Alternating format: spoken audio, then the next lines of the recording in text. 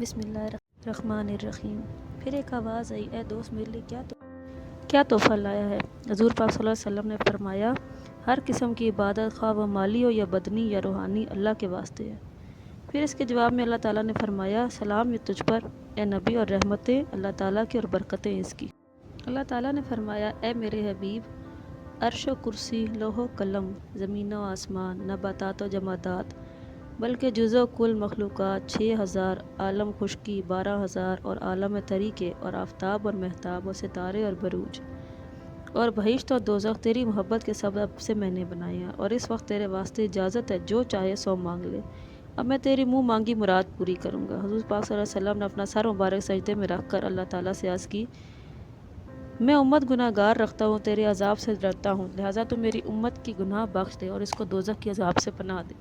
اللہ تعالیٰ نے فرمایا، ہم نے تہائی گناہ تیری امت کے بخشے۔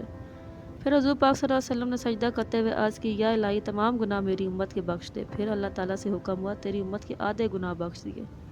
پھر حضور پاک نے سجدہ کرتے ہوئے عرض پیش کی تو اللہ تعالیٰ نے حکم دیا، جو کوئی صدقے دل سے کلمہ طیبہ ایک بار پڑھے گا اور اس کے مضمون پر کامل اعتماد کرے گا، اس کو میں ضرور بخشوں گا، اگرچہ وہ گناہ گار ہی کیوں نہ ہو، اور اگر وہ کفر و شرک تک پہنچا ہوگا تو اس کو ہرگز نہ بخشوں گا، اس کو جہنم کے عذاب سے نجات نہ دوں گا۔ اللہ تعالیٰ نے یاد دلایا، اے حبیب، تو جبرائیل علیہ السلام کا سوال تو بھول گیا۔ حضور صلی اللہ علیہ وسلم نے عرض کی، یا الہی تو دانا و بینا ہے اور سوال اس کا تو خوب جانتا ہے۔ پھر اللہ تعالیٰ سے یہ حکم ہوا کہ اے حبیب، جو حضرت جبرائیل علیہ السلام کا سوال تیرے دوستوں اور اصحابوں کے واسطے تھا، وہ میں نے منظور کیا۔ حضور پاک صلی اللہ علیہ وسلم دیر تک اللہ تعالیٰ کے حضور اپنی امت کی بخشش کے لیے دعا مانگتے رہے اور ان سے التجا کرتے رہے۔ پھر اللہ تعالیٰ کا حکم ہوا، اے حبیب تو کچھ غم نہ کر، قیامت کے دن میں تمہاری شفاعت سے اتنے لوگ بخشوں گا کہ تم اس سے راضی ہوگے۔ حضور صلی اللہ علیہ وسلم نے فرمایا کہ میں اس وقت تک راضی نہیں ہوں گا جب تک آپ میرے ایک ایک امتی کو جنت میں نہ لے جائیں گے۔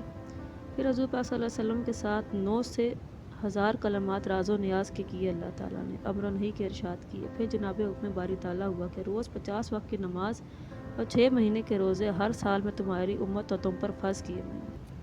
حضور پاک صلی اللہ علیہ وسلم نے اپنا سر سجدے میں رکھا اور پھر زاری کی، یا الہی میری امت ضعیف و ناتواں ہے، عمر بھی تھوڑی ہے، اس قدر بار گراں نہ اٹھا سکے گی۔ پھر حکم باری تعالیٰ ہوا، ہر روز 25 وقت کی نماز اور 3 مہینے کے روزے فرض کیے۔ پھر حضرت صلی اللہ علیہ وسلم نے اپنا سر سجدے میں رکھا اور دل میں ارادہ کیا کہ اگر رات دن میں 5 وقت کی نماز اور 1 سال میں 1 مہینے کے روزے فرض ہوں تو بخوبی ادا ہو سکے گی۔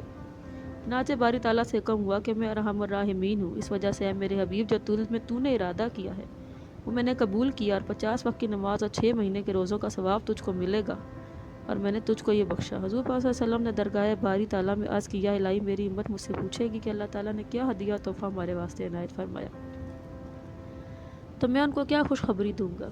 جناب باری تعالیٰ سے حکم ہوا، اول نماز 5 گانا، روزے 1 مہینے رمضان المبارک کے، اور 30,000 کلمات دینی اور دنیاوی ان کو دینا، اور 30,000 کلمات جو رازداری کی ہیں اس کا کسی سے نہ کہنا۔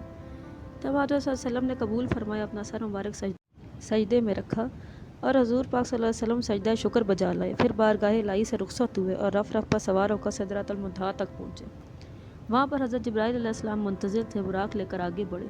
پھر وہاں سے حضرت صلی اللہ علیہ وسلم سوار ہو کر بیت الاقصیٰ میں پہنچے، اور نبی اور مرسل وہاں آپ کا انتظار کر رہے تھے۔ ان سبوں نے دیکھ کر حضرت صلی اللہ علیہ وسلم کو مبارکباد دی اور معانقہ مصافحہ کیا۔